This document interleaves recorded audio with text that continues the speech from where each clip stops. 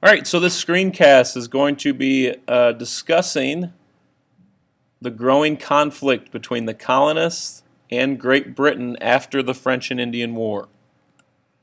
So the war is finally over. The French and Indian War has ended. Great Britain does defeat France after a long and grueling, expensive war. France is basically expelled from North America, meaning they no longer have any influence in North America. They have no more land, and they are no longer a threat to Great Britain in North America. So that is huge for the British and the colonists. And the Indians are pushed even farther west. So again, the Indians getting the raw end of the deal. They lose even more land, and they are pushed even farther west than they had been before. Some positives from the war for the colonists. These positives would come in handy once the American Revolution did begin. The colonists gained valuable fighting experience. It was pretty clear that before this war, the colonists had not really had much battle experience, much experience with war, but after this, they did gain some fighting experience. Another big positive was generals such as George Washington gained great battle experience as a general, but also great knowledge of the British strategy. Since he was a general in the British Army, he gained a lot of experience on British tactics, which would come in handy, again, once the American Revolution started. And also the colonists learned the hit-and-run fighting style from the Native Americans. This was huge, and this would play a huge role in why the colonists would eventually be successful in the war against Great Britain. They completely revolutionized how fighting was done, and they basically owe this large part to the Native Americans. So they learned the hit-and-run fighting style instead of just lining up in an open field and everyone just shooting at each other. Okay, it was quick hits, hit the enemy where they hurt, and then retreat. They would not stick around, and that actually was able to decrease the amount of casualties that the colonists would suffer. So that was a big positive for them. Now, the big negative from the war, England may have won, they may have expelled France, but they're also now in great debt. Okay, debt meaning they owe a lot of money. They had to borrow a lot of money from other countries in order to pay for supplies for the war. War is very expensive. You have uniforms for the soldiers. You have transportation costs. You have food costs. The soldiers oftentimes got paid. You had weapons costs. Okay, and this war went on for 7 years. So 7 years of paying that put England basically up to their eyeballs in debt. As you can see, the war cost England about $40 million back then. That amount is equal to about $1.1 billion today. Okay, $1.1 billion in today's money. Obviously not a cheap war, very expensive. So England has to figure out some way to pay back this debt. Now, there also was some resentment that came between the British and the colonists that resulted from this war. British felt the colonists did not help as much as they could have during the war. They felt like they had to do most of the work, that the colonists who did join the army were reluctant to join and didn't really help the British in their cause. There was also conflict between soldiers. When the British soldiers came over and they started fighting alongside the colonist soldiers, the British soldiers felt that, you know what, these guys are kind of just ragtag farmers. They don't really have much fighting experience. They really don't know anything. We are the superior soldiers. So you had that competition between the colonists who joined the army and the regular British soldiers that were sent over from England. And they also noticed that they felt like the colonists were beginning to disrespect the English government. When they got over here, they realized that the colonists weren't doing a lot of the things that the British government was asking them to. And this was the first time that Britain really realized that because, again, they were so far away from each other. So in order to combat this debt, Britain decides that they're going to enact some taxes. Now keep in mind, all of these taxes that were enacted on the colonies were also enacted on the people in Great Britain as well. So it was not just the colonists that were having to pay taxes, it was also the people in England.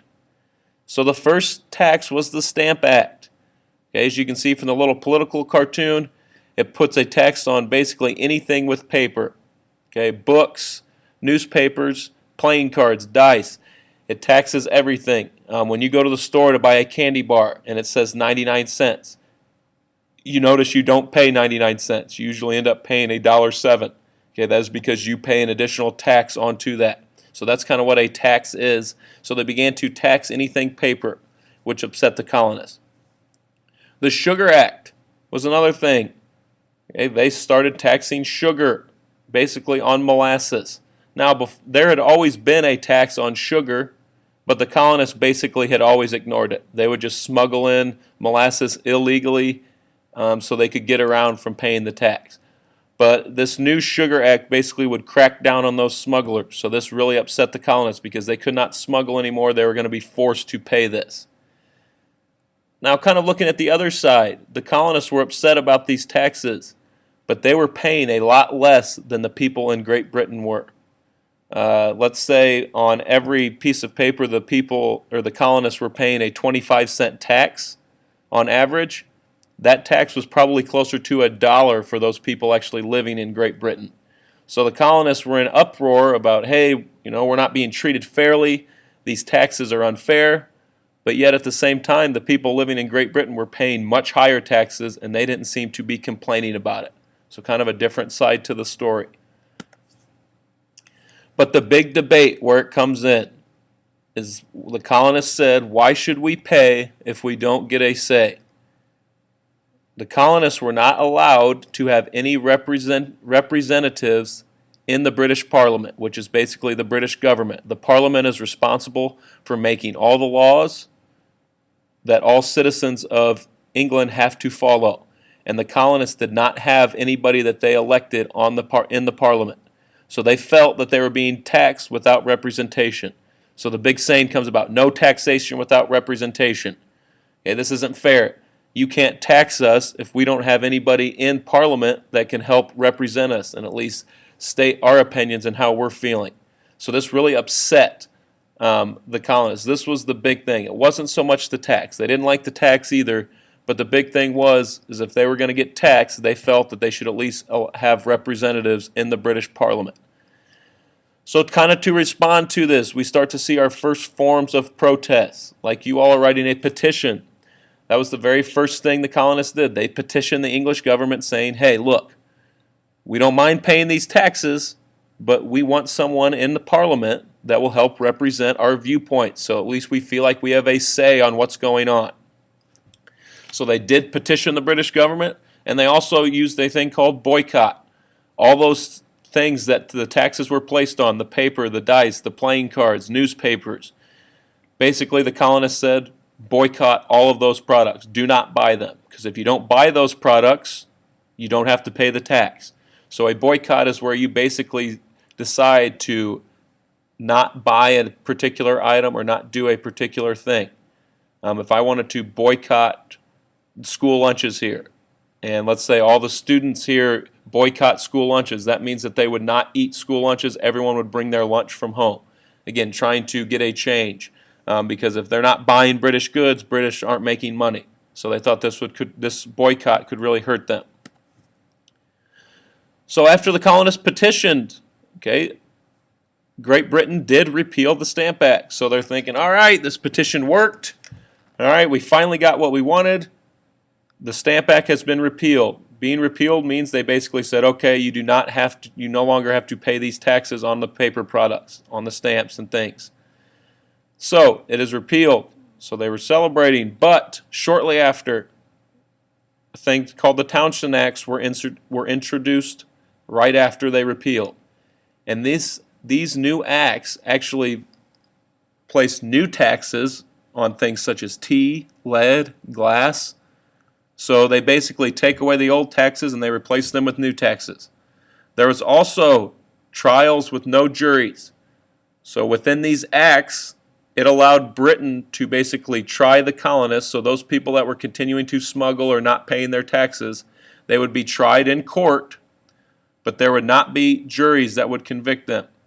Okay, a jury usually is made up of, supposed to be a group of people who are not biased, okay, don't really have a say in what goes on, and they make the decision. It's usually made up of people in people in the colonies.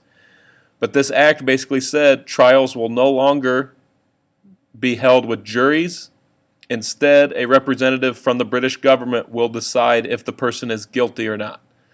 So again, this really upset the colonists. Okay, here now they're being brought to trial, and decisions are being made not by juries, but by basically leaders from the British government. So obviously they felt these trials were not going to be fair. And another thing the Townshend Acts did was authorize searches to collect taxes. And this was called the writs of assistance. This basically gave tax collectors that Britain sent over permission to go into people's homes without permission and search and basically obtain the money to pay the taxes. So again, here the colonists is another blow to them. Now they're basically invading their personal private property without permission. And this again really is going to upset the colonists. They think these authorized searches, okay, these are completely unjust, and they felt that Great Britain had no right to enter their homes without permission. So you can see one act is repealed and another one replaces it, basically putting more restrictions on the colonists. So that resentment continues to grow even more. So at this point, the colonists are very upset. Okay, they're continuing, that resentment is continuing to grow with all these things the British government is doing. And they felt, you know what, this can't get any worse. But it did. So just when they thought it could not possibly get any worse, the British government passes a thing called the Quartering Act. Now, this is a direct quote from the actual act itself, and it says, "Provided, nevertheless, and it is hereby enacted, that the officers and soldiers shall be received and furnished with diet, small beer, cider, or rum mixed with water by the owners of the inns, livery stables, alehouses, victualling houses, and other houses in which they are allowed to be quartered and billeted by this act." What this means is that the British government was now sending over soldiers to be stationed in the colonies to make sure that these people were paying their taxes. So they realized a lot of people were boycotting or refusing to pay, so the British government sent soldiers to be stationed in the colonies to basically make sure that people were going to pay these taxes. And that wasn't the only thing that upset colonists.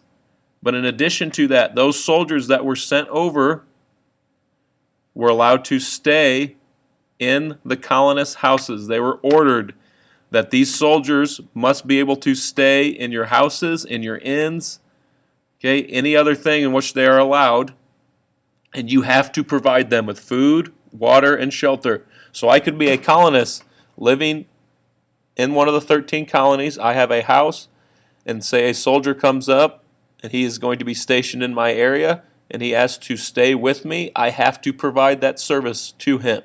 So I have to provide that soldier with a place to stay, with food, with water, and basically, whether I like it or not, I have no choice. I have to do these things. So just imagine someone coming to you one day or coming to your parents' house and saying, "Okay, I'm moving in."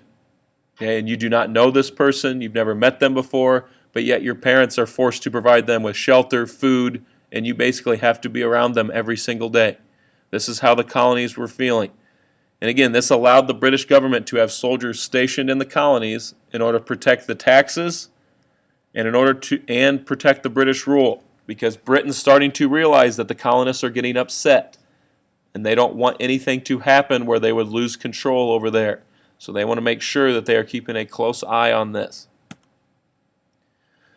So you can see that all of these things start to pile up on each other. Okay, the taxes, no representation in government, searches and seizures without permission, allowing British soldiers to stay in colonists' homes and forcing them to provide them with food and water and shelter. All of these things, the resentment starts to grow. Okay, colonists are getting more and more angry at the British government. All right, and eventually it's going to reach a boiling point. So you start to see protest groups such as the Sons of Liberty and the Daughters of Liberty begin to form. These are radical groups that are basically saying what the British government is doing is unfair and we do not have to listen to them. So they would get supporters.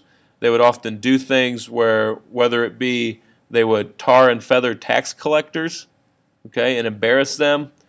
and they would do other things to basically help people fight against the British government.